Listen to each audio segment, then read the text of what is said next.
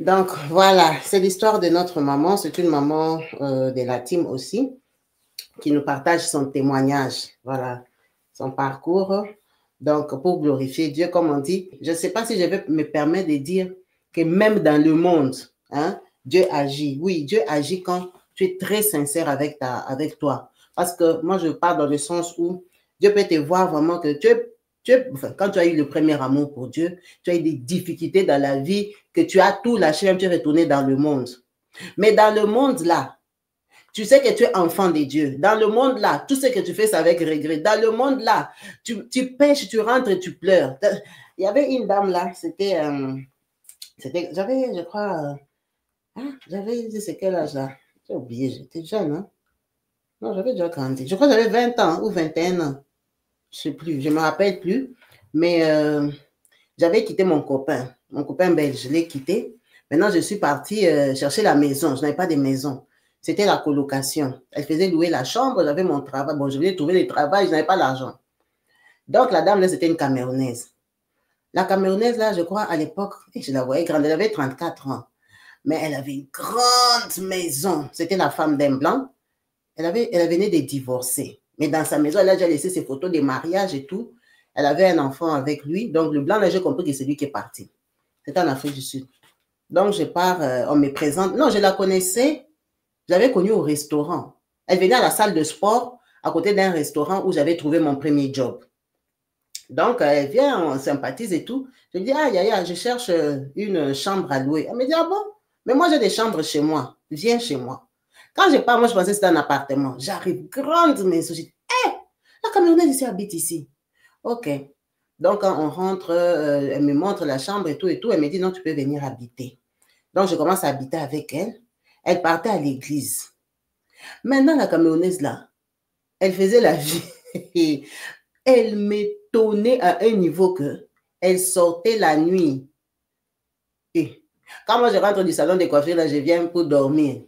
Elle s'habille à 2h, 23h. Elle sort. Elle part danser toute la nuit. Elle part chercher l'argent la nuit. Elle rentre le matin, 4h du matin. Quoi ça? Elle se lave. Elle dort. Elle met l'alarme à 8h. Elle se lave et part à l'église. Ah! Ça m'a dépassé. Maintenant, je lui ai demandé un jour, pourquoi tu pars à l'église? Parce que je savais ce qu'elle faisait. Je lui ai demandé, pourquoi tu pars à l'église? Elle m'a dit, tu ne sais pas que c'est à des gens comme ça que Dieu répond. Elle dit, tu vois mon mari ici, ma maison, où tu es venu habiter. Mon mari, là, je l'avais trouvé seulement comme ça en boîte de nuit. Parce que Dieu savait que j'avais besoin de la maison, j'avais besoin d'une vie, j'avais besoin de la stabilité. Donc, ce que je pars faire là, c'est parce que Dieu sait que je n'ai pas l'argent. Il sait que s'il me donne, si c'est quoi là qu'elle cherchait dans sa vie, si elle voulait faire quoi, je ne me rappelle plus. Je vais arrêter de sortir la nuit. Elle m'avait dit un truc qui m'avait quand même touché. Je me suis dit, ah, quelqu'un peut avoir la foi comme ça. Mais c'était une femme qui faisait la vie. Elle sortait la nuit. Elle me dit, non, tu vois, moi, ma prière, elle est plus sincère que les gens qui restent à la maison ou je ne sais pas quoi. C'est sa conviction. Hein, parce qu'elle, elle savait qu'elle faisait le mal. Mais elle partait parce qu'elle n'avait pas d'autre issue. Elle m'a dit, tu vois, comme je pars à l'église là, je n'ai pas pleuré Dieu qui me bénisse pour que j'arrête de sortir la nuit. Ah! Moi, je lui ai dit, mais si tu sais que sortir la nuit, c'est mauvais, pourquoi tu n'arrêtes pas? Elle m'a dit, parce que je ne peux pas aider Dieu. Dieu sait ce que je suis en train de lui demander. Donc, il me donne ce que je suis en train de... En tout cas, qu'il me donne une autre issue pour que j'arrête de sortir la nuit. Donc, moi, elle rentrait sous, hein. Quelqu'un qui a dansé toute la nuit, donc elle va dormir même 1 heure du temps.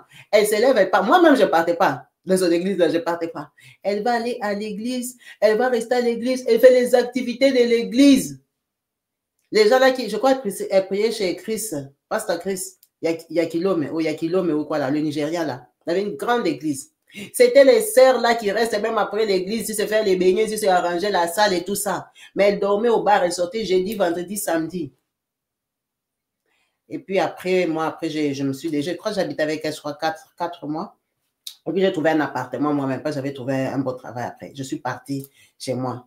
Je suis venue la rencontrer, si c'est 2 ans après. Elle avait arrêté, bon, je crois qu'elle avait arrêté de sortir, mais elle avait ouvert son business là qu'elle voulait ouvrir. Je me rappelle plus si c'était restaurant ou exotique ou quoi. Elle voulait faire en tout cas un business. Elle avait trouvé les financements seulement dans ses boîtes de nuit là, elle partait là. Donc, c'est peut-être pas un témoignage exemplaire, mais c'est un témoignage ambigu, c'est un témoignage qui montre que, en fait, elle avait une foi et je crois qu'elle pensait qu'elle n'était pas capable de trouver l'argent autrement. Donc, vous savez, comme nous sommes comme ça, il y a des gens qui sont incapables de beaucoup de choses. Moi, j'ai une bonne amie à moi. Elle danse sur TikTok. Elle danse sur TikTok. Elle fait tout sur TikTok. Toute sa vie est sur TikTok.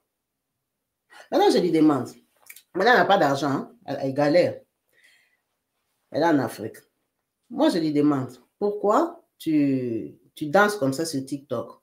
Pourquoi tu ne peux même pas faire un TikTok intelligent? Pourquoi tu ne peux pas créer un concept? Parce que toi, les gens te voient pour rien, en fait. Tu te réveilles seulement le matin, tu commences à te filmer, tu prends les voix des gens, tu mets, comme les gens font là, ils prennent la voix de quelqu'un, ils mettent derrière leur image, tu parles pas, c'est même pas toi qui parles. Tu prends l'intelligence des gens pour t'identifier avec. Maintenant, toutes ces femmes-là ou les gens là que toi tu prends, tu mets ta vidéo à toi, tu t'identifies à eux. Tout ce qu'ils disent là, ça ne t'a pas enseigné à toi-même que tu peux créer pour toi. Parce que tu es public pour rien, en fait. Tu te montres, moi, je ne vois pas, je n'ai jamais compris des gens qui se filment pour rien, sans objectif. Parce que moi, avant d'être sur les réseaux, je n'étais pas sur les réseaux, j'avais Facebook normal. Je ne regardais pas les YouTube, je ne regardais pas les gens parce que je m'inspire des personnes.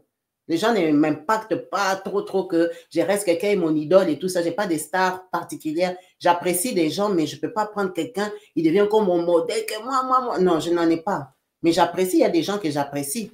Il y a beaucoup de gens que j'apprécie, j'aime bien les regarder et tout ça, j'aime leur façon de réfléchir. Donc, je l'ai appelée au moins, on a déjà discuté même 15 fois. Parce que quand je regarde les choses qu'elle fait, je lui dis, regarde, je vois que tu aimes beaucoup faire ça. Comme elle aimait les choses de parfois, elle cuisine et tout ça. Je dis, mais pourquoi tu ne fais même pas un truc où tu vas commencer à cuisiner? Au lieu de cuisiner, montrer seulement ta nourriture que toi, tu vas manger pour rien. Mais commence même à cuisiner, tu montres aux gens comment tu cuisines. Pourquoi tu ne fais pas ça? Pourquoi? Non, elle est incapable.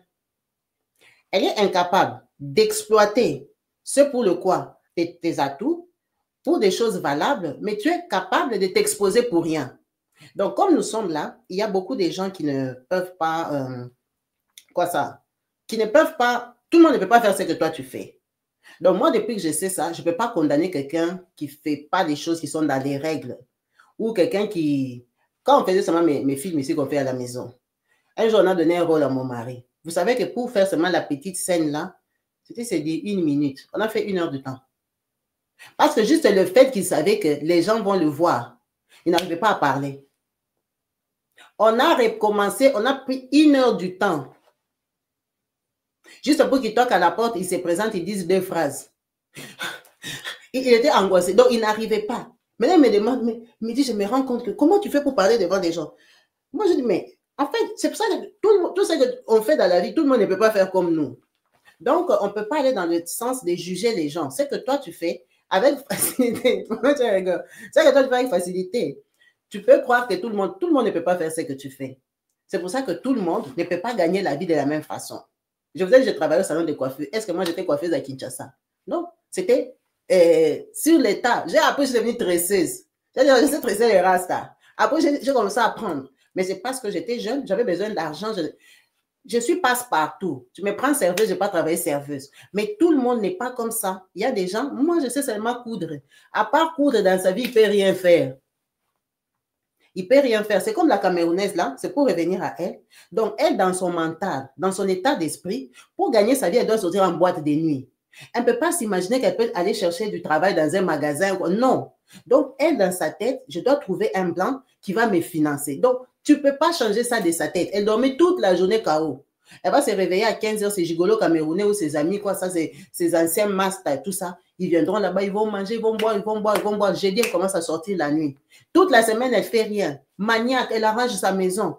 Mais tu te demandes, mais cette fille-ci, elle ne peut même pas créer. Donc, ce que toi, tu penses que tu peux faire, elle, ça ne peut pas lui traverser l'esprit. Même quand tu lui dis, elle ne s'imagine pas en train de faire ça.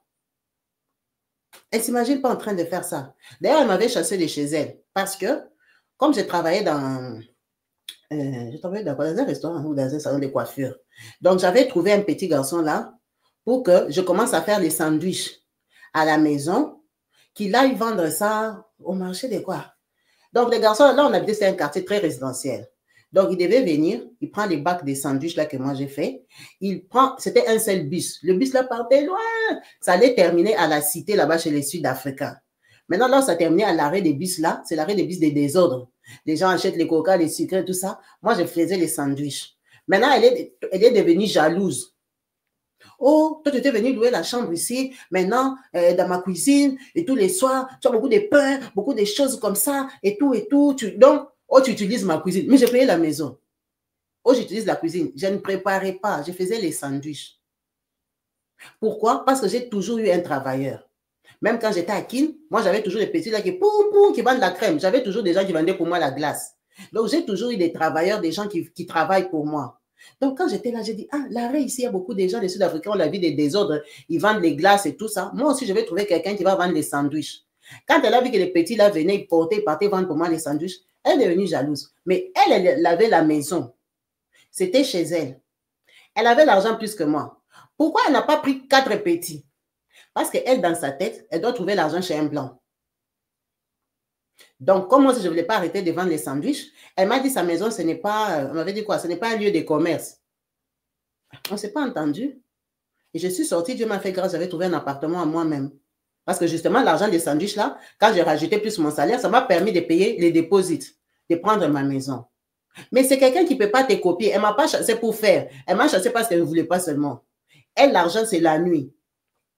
Donc, quand Dieu aussi sait qu'il y a des gens obstinés ou bloqués comme ça, je crois que quand tu es vraiment sincère, c'est ça que moi j'avais pas, c'est quand les jours que je l'avais vue, elle m'avait dit qu'elle avait fait son fameux business. Bon, après, elle allait chercher des gens qui avaient l'argent. On lui avait donné de l'argent. Mais elle était convaincue que ses prières vraiment arrivaient parce qu'elle disait que regarde dans l'état dans lequel je suis, je pars à l'église, je nimba comme ça, je dors, mais je dois être à l'église, je dois prier.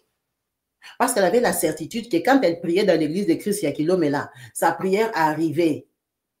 Mais je ne sais pas si elle priait à la maison, moi je partais au travail, mais je sais qu'elle priait beaucoup parce que c'est elle qui m'avait amené là-bas. C'est comme ça que j'ai connu le pasteur Chris. C'est elle qui m'avait amené là-bas. Mais à l'église, on savait que c'était une sœur. Mais une sœur bordel, une sœur qui sortait la nuit. Donc c'est vraiment question d'être convaincu. D'être convaincu au-dedans de soi, de se focaliser sur l'espérance en Dieu, sur la parole de Dieu.